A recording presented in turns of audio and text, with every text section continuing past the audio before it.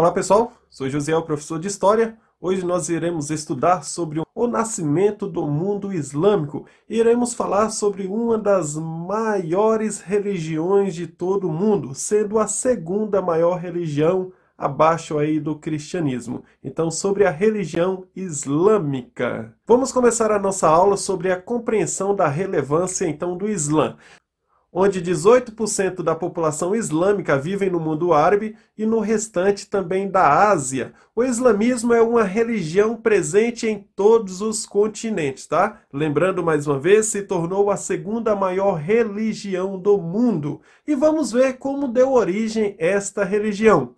Os muçulmanos, eles têm sido apresentados na mídia de uma forma ali preconceituosa, pegando aquela forma de terrorismo, como nós temos um grande destaque, por exemplo, em 2001, conhecido como ataque de 11 de setembro, né? O ataque terrorista às torres de World Trade Center nos Estados Unidos. Isso marcou muito ali a religião islâmica aí por trás do terrorismo.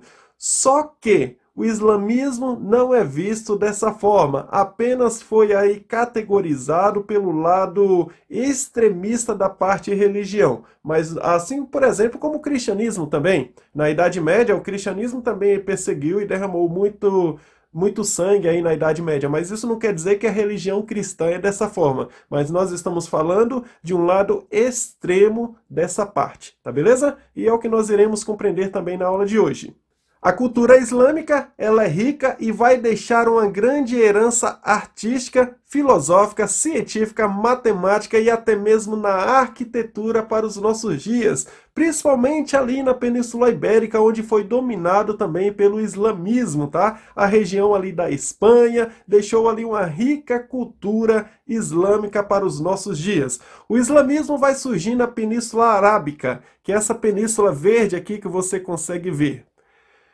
A Arábia ela não formava uma unidade política. A unificação vai ocorrer apenas por meio da fé islâmica no século VII. E essa unificação vai começar a partir de um grande personagem que é considerado o pivô da fé islâmica. Estou falando aqui de Mohamed, mais conhecido também como o famoso Maomé.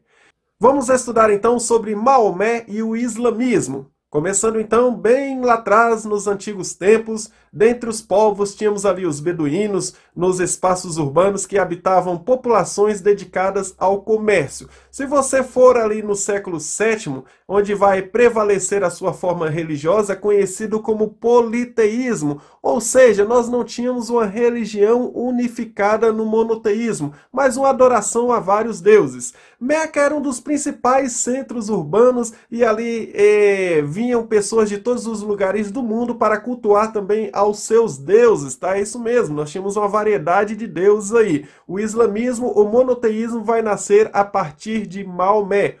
Pessoal, e este homem nascido em Meca, então o famoso Maomé, vai dar origem à segunda maior religião do mundo. Nós temos um destaque aqui para o islamismo também, que é a Kaaba, onde nós vemos aqui na imagem este cubo, onde está guardado dentro uma pedra preta, né? Que acredita ali que foi enviada do céu, uma pedra santa, e onde nós temos ali a peregrinação ao redor dessa pedra sagrada para o Islã. Então é uma das partes mais sagradas ainda hoje na cultura islâmica, né? Faz até parte dos pilares da fé islâmica, a peregrinação em torno aí da Kaaba. Antes aí do período de Maomé, a Kaaba ela reunia as principais divindades de toda a Arábia. Meca ela atraía peregrinos de diversas regiões que favoreciam o comércio, inclusive a venda ali de artigos religiosos. Então nós tínhamos um comércio religioso acontecendo, por isso destacava muito aí a cidade de Meca. Isso vai mudar com Maomé dando origem à nova religião, tá? Tornando então o fim desse politeísmo e adotando então o monoteísmo na região de Meca. Lógico que isso não aconteceu da noite para o dia, isso aí foi um processo. Em Meca então nasce o nosso famoso profeta, conhecido então como Mohamed, ou famoso Maomé.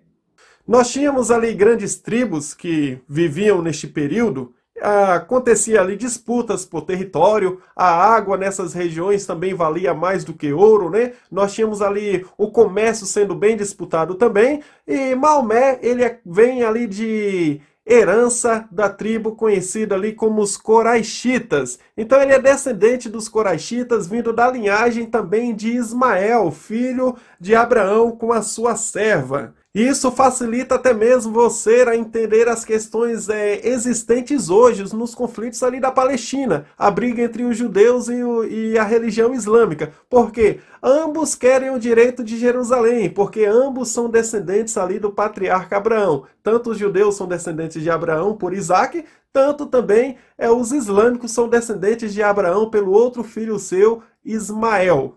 Então essa briga aí é uma briga política, uma briga religiosa que se estende até os nossos dias. Aos 13 anos, Maomé vai viajar pela primeira vez e conhecer judeus e cristãos. Mais tarde ele vai casar com uma viúva rica, que era 15 anos mais velha do que ele, chamada Khadija.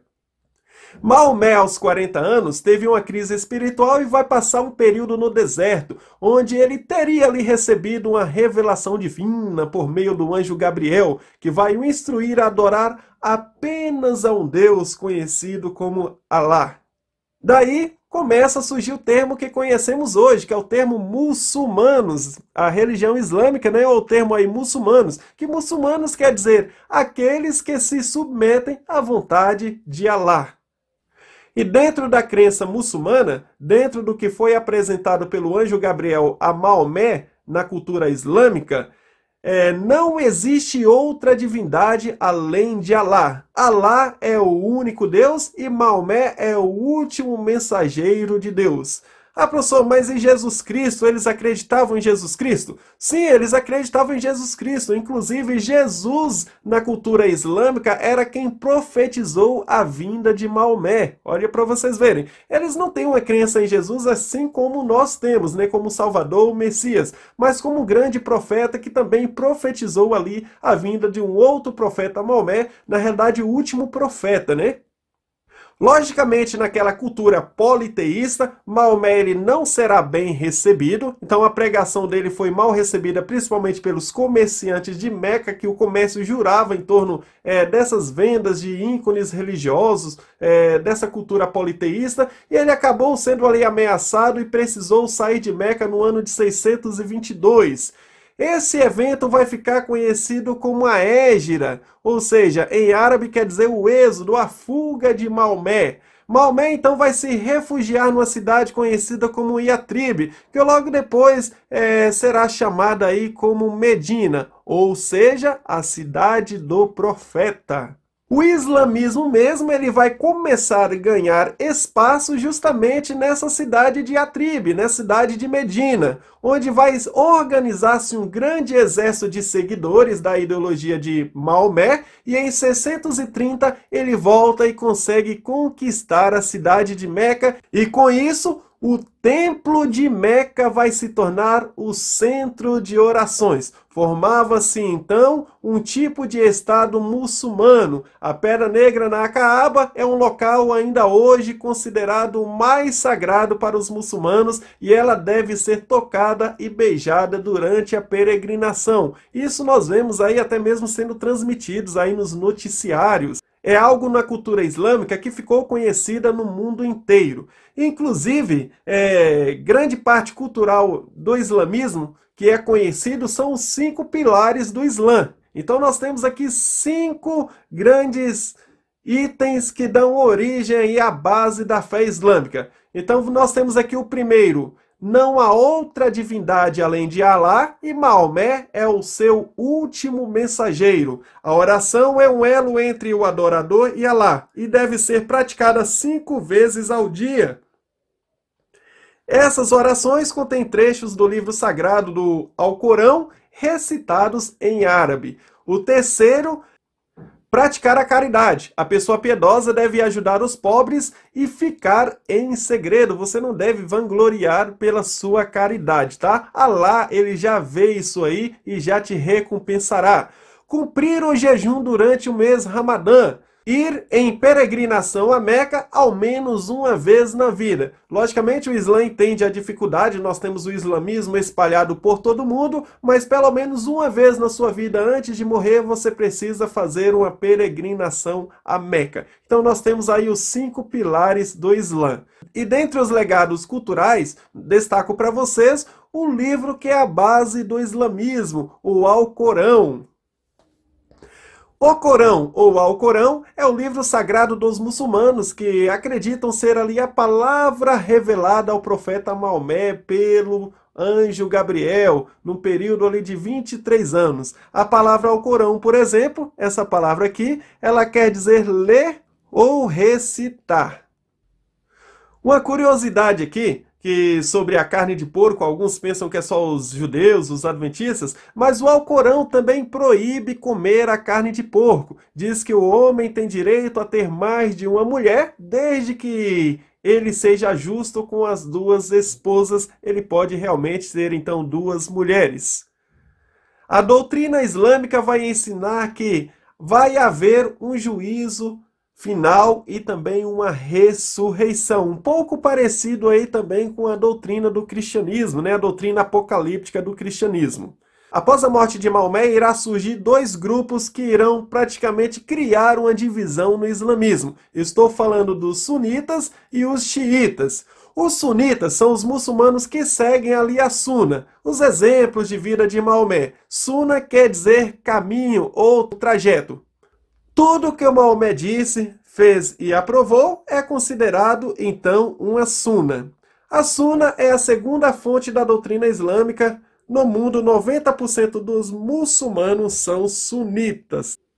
Então, os xiitas deriva da palavra Shia, que significa partidário, e já são seguidores de Ali. Quem era Ali? Ali era um líder muçulmano, primo e genro ali do profeta Maomé. Ou seja, em outras palavras, eles acreditam que para estar no poder, você tem que ser um descendente de um sangue ali puro de Maomé.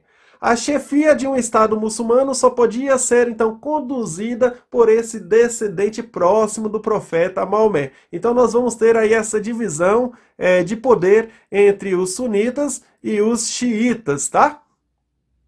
Vamos, então, para a difusão do islamismo. Com a morte de Maomé no ano de 632, os árabes vão permanecer unidos no ideal comum, que é realizar a jihad. O que seria a jihad? A jihad é um esforço contra si próprio.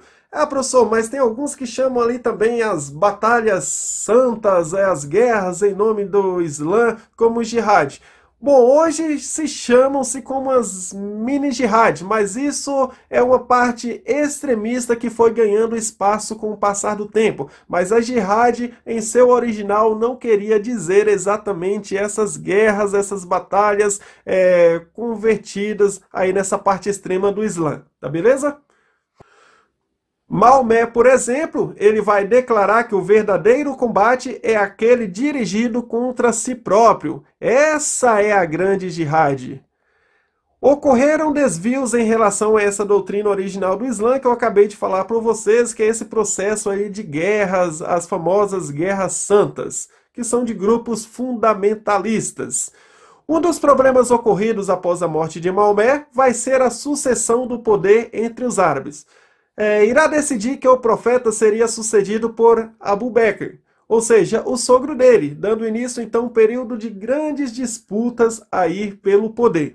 Com a expansão do islamismo, as áreas conquistadas vão passar a ser tomadas por califas omíadas, ou seja, chefes de Estado que vão exercer tanto autoridade política como também autoridade religiosa. E nesse processo de expansão, nós vamos ter grandes territórios sendo conquistados, como por exemplo a região da Pérsia, a Síria, a Palestina e o Egito, expandindo-se até mesmo a Europa. Como vocês conseguem perceber aqui no nosso mapa, nós temos aqui o Califado Omíada, pegando toda essa parte verde aqui. Então, você percebe que o islamismo ele está ganhando uma grande quantidade de território, está se expandindo. E essa dinastia dos Omíadas, ela vai desde 661 até 750, iniciando uma expansão então para o Ocidente. A sede do califado era a cidade de Damasco, mas foram conquistadas até mesmo regiões da China, norte da África e quase toda a Península Ibérica, como vocês conseguem ver aqui em nosso mapa. Por isso nós vamos ter grandes influências aqui na região da Europa, principalmente destaco para vocês a Espanha, que vai deixar legados culturais para nós hoje. Inclusive aí o legado da Grécia, por exemplo, que foram traduzidos pelos islâmicos, chegaram até nós, modificando aí, acrescentando a nossa cultura ocidental. Então, o auge dessas conquistas, elas irão acontecer no ano de 711, quando Ibn Tariq atravessou o Estreito de Gibraltar, que é esse estreito aqui que liga aqui a África com a Europa.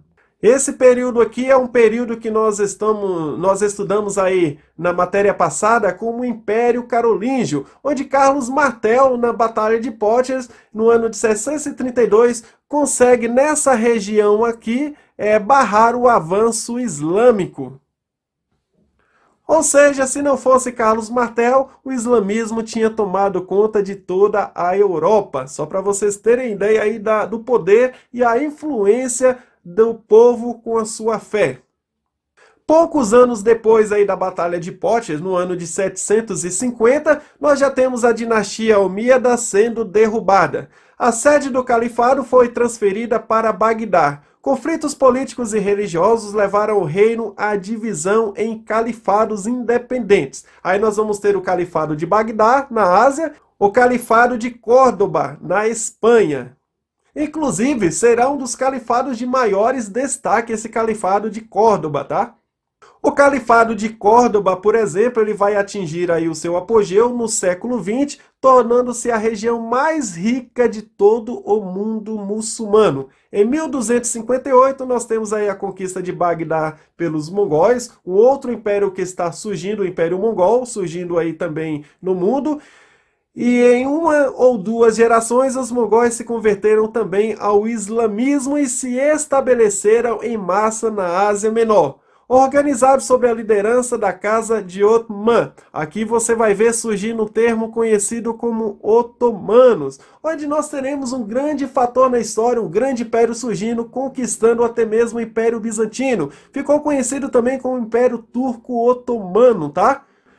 Inclusive, esse Império Bizantino ele vai durar até o ano de 1453, onde Maomé II ele consegue ali inventar uma arma poderosa, um enorme canhão que derruba aquelas fortalezas, aqueles muros altos de Constantinopla, jogando por terra, então, o Império Romano Oriental, ou seja, o Império Bizantino.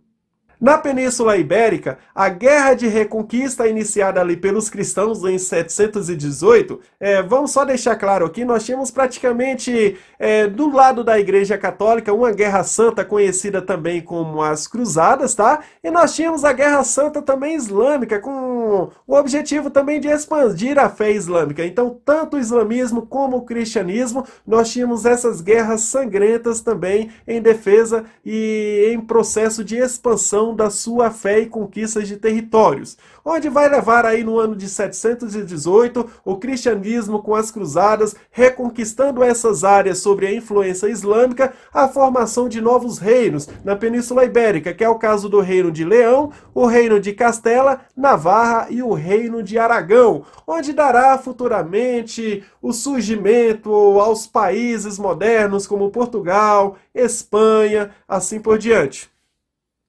Em 1492, o último reduto muçulmano foi expulso de toda a Península Ibérica e foi reconquistado pela fé cristã, a Igreja Cristã Romana.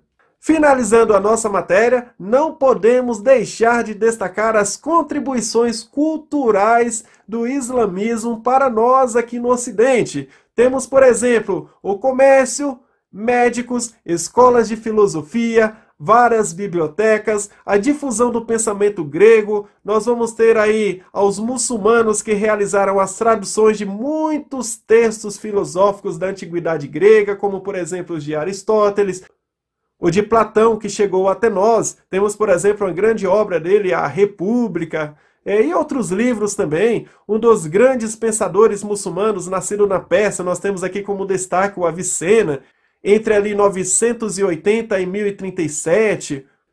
Um filósofo preocupado ali com a lógica, a matemática, a física e a medicina. Então Avicena ele teve grande destaque, não só conhecido no mundo islâmico, mas também aqui na Europa. Avicena, por exemplo, ele irá produzir cerca de 200 obras. E o outro legado que nós vamos ter é o sistema numérico indiano sendo divulgado também pela cultura islâmica, hoje conhecido como algarismo arábico. Vão desenvolver também a álgebra, a trigonometria, a arquitetura muçulmana, como por exemplo palácios, mesquitas, escolas com cúpulas e colunas de grande beleza artística. Nós vamos ter aí também vidros, cerâmica, sedas, tapetes enfeitados com formas geométricas e diversidade de cores, ou seja, um destaque, algo particular aí da arte islâmica. Os árabes contribuíram para as invenções chinesas chegassem também à Europa, como dentre elas destaco para vocês a bússola, a pólvora e o papel. Pessoal, fechamos aí a nossa matéria do islamismo. Logicamente nós fizemos aí um resumo dos primeiros acontecimentos, agora é com vocês, façam a leitura aí de todo o módulo 4, realizando as atividades da página 43 até a página 45. Pessoal, um abraço, até a próxima!